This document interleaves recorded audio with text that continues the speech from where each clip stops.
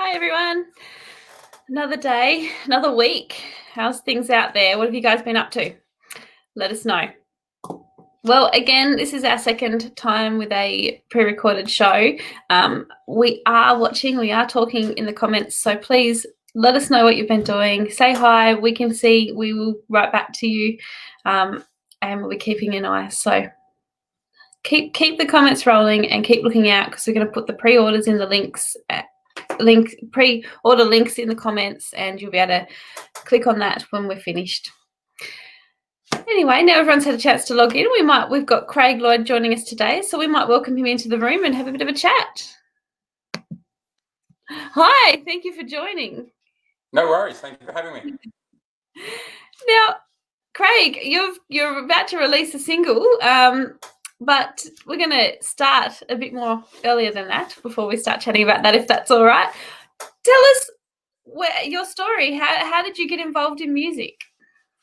Look, I've always loved music. I've always been singing, but I have come to performing and recording pretty late, I suppose. I've had a different kind of career. I've worked in a lot of emergency services and in the public service, and really haven't had the time or the space to be able to pursue these things. And now in my life I can, which is fantastic.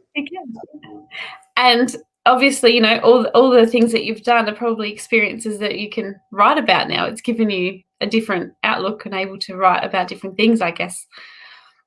Yeah, it certainly has. Look, it makes you think when you're looking back on some of the things I've done. It's given me quite a storybook of things to tell the stories of, and some of those things are quite difficult to tell the story of. Some of them are, you know, personally quite affecting, and that's always a bit challenging. But I'm really enjoying this and finding a great way to share some of the experiences I've had through music.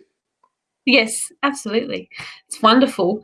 Now, tell us, how have you been over this isolation period? Have you been writing? Have you been going crazy with music, trying to get ready for when you're back out there moving around?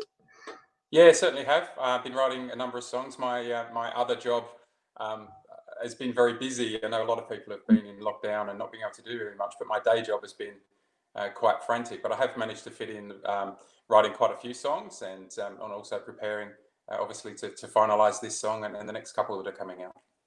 Excellent. Now, you were in the Academy of Country Music this year. Tell us a bit about your experience there. Oh, look, it was one of the best things I've ever done. It was very different. I was the second oldest in the group, which is always a little bit challenging with all these youngsters that have been playing instruments since they were born, and that's quite different. Look, it was amazing learning from such accomplished people that we had teaching us on the course, and all the guest visitors we had, and all the opportunities for performance too. It was just incredible. I don't think there's anything quite like it. I've done a lot of corporate training and things through my career, and I've never been under as much pressure or enjoyed myself so much as I have through the Academy. I'd recommend it to anyone. Wow, that's a really good, you know, we hear so many experiences from the Academy, and I don't think we've heard a bad one yet, but everyone talks about how much pressure and how exhausting it is. It's a very, very good thing for careers. Now, did you stay on for Tamworth after the festival, after you did your Academy? Just for a very short time this year, but certainly planning on going back, hopefully, if it's all happening next year. I'd love to do that. Look, it was my first time visiting Tamworth as well, and that was quite an experience. It felt like a homecoming. Obviously, you can tell from my accent that I'm not even from Australia originally, but it felt the right place for me. It was quite an amazing experience. Yes, and did you, before you moved to Australia, were you singing and writing? Obviously not because you were working, No. but you didn't do anything until you came here. No, look, I've always sung, but not publicly. I've done a fair bit of karaoke and those kind of things, but no, I'd never pursued it in any kind of way with any rigor or gusto. So it's only been the last few years really that I've had the time and the space to be able to do that. So it's quite exciting to do something new and fresh.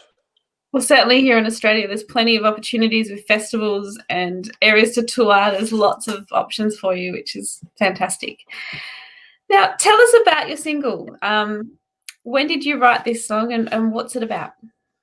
Yeah, look, this one was actually written while I was at the Academy. It's a co-write with Lachlan Bryan from the Wilds, and I really wanted to get across the story in my day job, I'm involved a lot in the community and seeing people working the land, farmers and others in that industry really struggling with year on year of drought and the hardships and the pressures that they've been through. And I've tried to tell the story of that in a reflective but kind of non-emotional, emotional but not hysterical way, and just try and get that story across.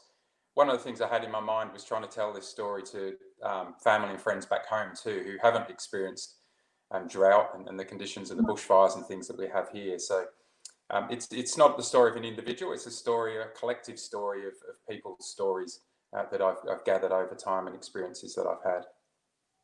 And this is your first release.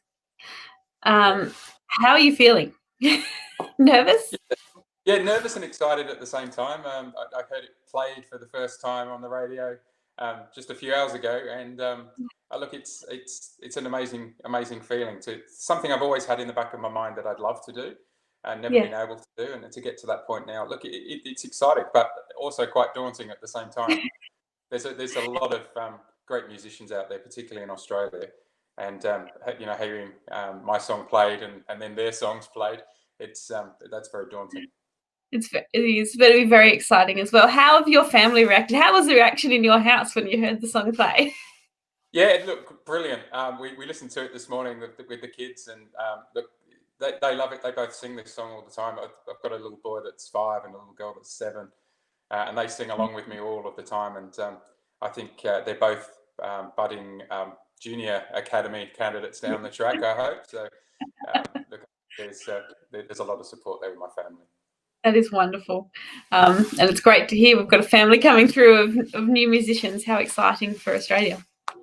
Now, tell us, what are your plans? Obviously, at the moment, you can't go out. Are you going to go out on the road? Is that something that you've got planned for later in the year to perform? And yeah, look, I'm not ever going to be a full-on touring musician. That's with my day job and my day career. That's just not something that's possible. But I'm certainly wanting to get involved in festivals and shows. And what I think a lot of it, younger musicians and those just entering with their first singles and entering the industry find hard is getting that first access to festivals and shows. It's actually very difficult.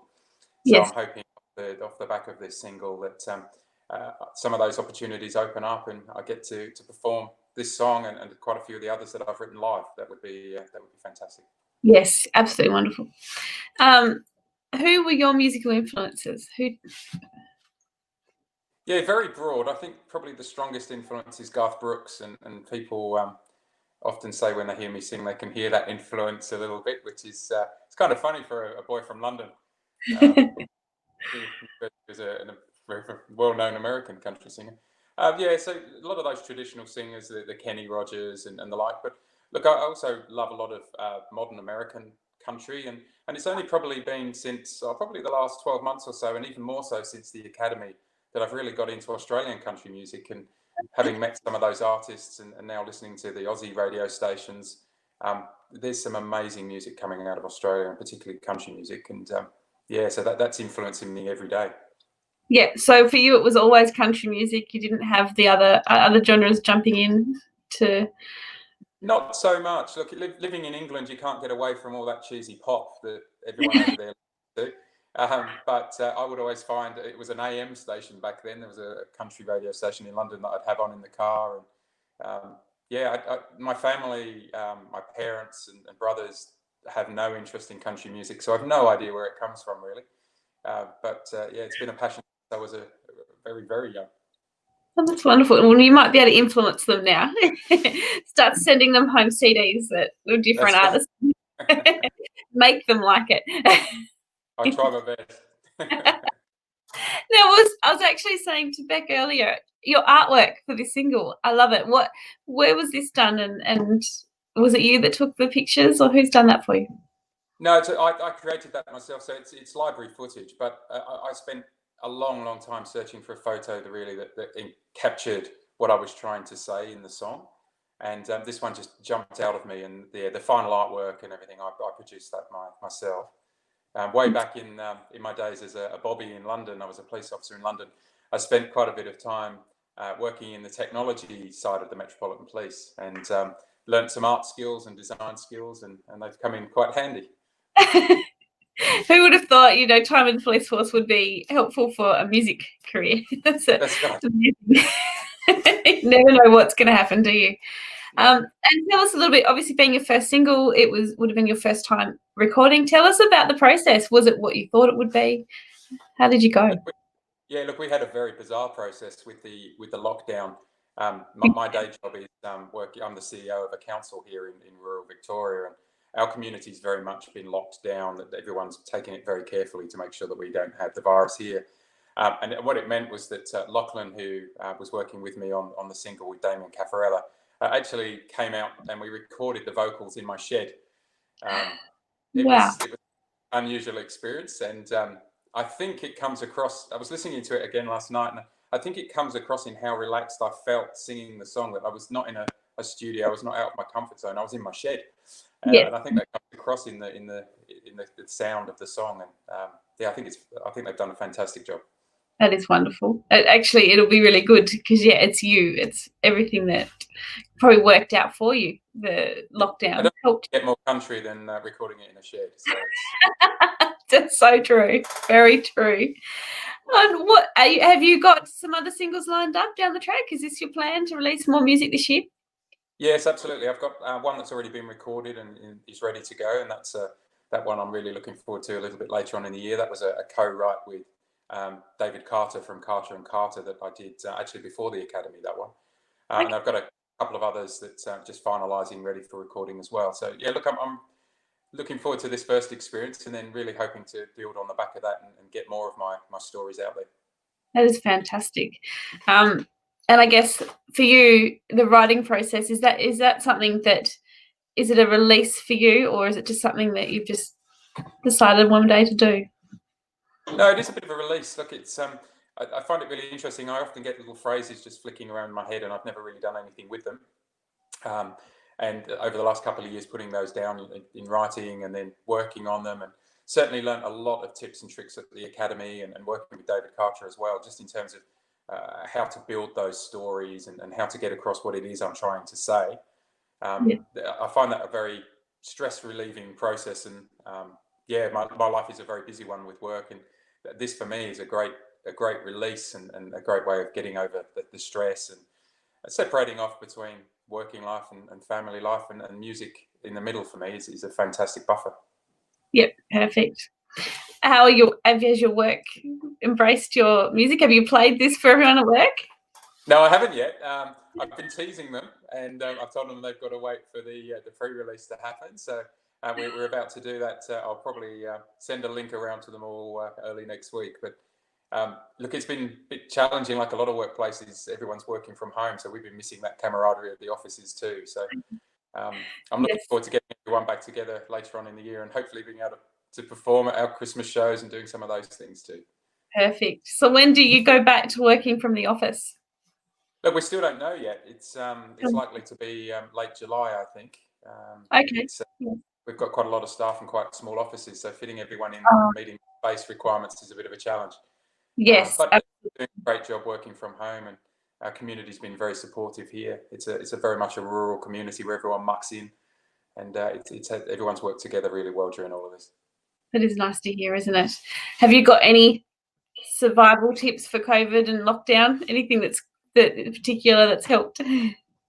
Look, for me, it's been music that's really got me through that, and certainly talking to a lot of friends and family and other people in the industry. Everyone's found different ways.